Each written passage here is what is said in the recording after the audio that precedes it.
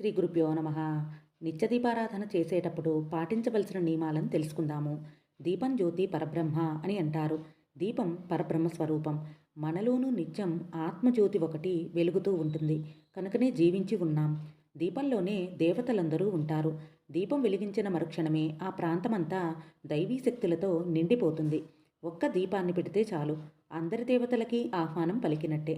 అలాంటి దీపారాధనని ఉదయం సాయం సంధ్య వేళలలో శుచిగా స్నానం చేసి దీపారాధన చెయ్యాలి.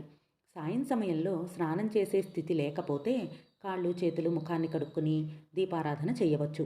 దీపం వెలిగించే ప్రమిద బంగారం కానీ, వెండిది కానీ, ఇత్తడిది కానీ, మట్టిది కానీ అయి ఉండాలి. స్టీలు, ఇనుప ప్రమిదల్లో ఎప్పుడూ దీపాన్ని వెలిగించరాదు. దీపం ప్రమిద నేల మీద ఎప్పుడూ ఉంచరాదు. దీపాన్ని అగవరపరిచినట్లు అవుతుంది. కనుక రాగి పళ్ళాన్ని కానీ, ఇత్తడి పళ్ళాన్ని కానీ లేదా తమలపాకు వేసి దాని మీద ప్రమిదను ఉంచి దీపారాధన చేయాలి. దీపారాధన చేసే ముందు 2 పూటలా ఇల్లు శుభ్రపరచుకోవాలి. దీపారాధన చేసే చోట ముగ్గు వేసి దానిలో ప్రమిదను ఉంచి దీపాన్ని వెలిగించాలి.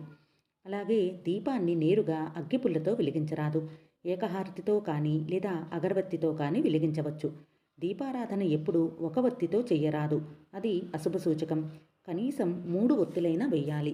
దీపారాధనకి ఆవు నెయ్యి శ్రేష్టమైనది. తర్వాత నువ్వుల నూనె మధ్యమం.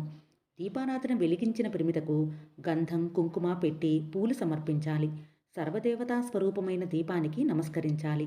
ఇంట్లో నిత్యం 2 పూటలా దీపారాధన చేస్తే ఆ ఇంట లక్ష్మీదేవి ఎప్పుడూ నిలిచి ఉంటుంది. దుష్టశక్తులు కూడా దరిదాపుకి రాలేవు. నిత్య దీపారాధన ఎవరు చేస్తారో వారికి గ్రహదోషాలు పీడలు తొలగిపోతాయి. ఇంట్లో శాంతి నెలకొంటుంది. పిల్లలు వృద్ధిలోకి వస్తారు.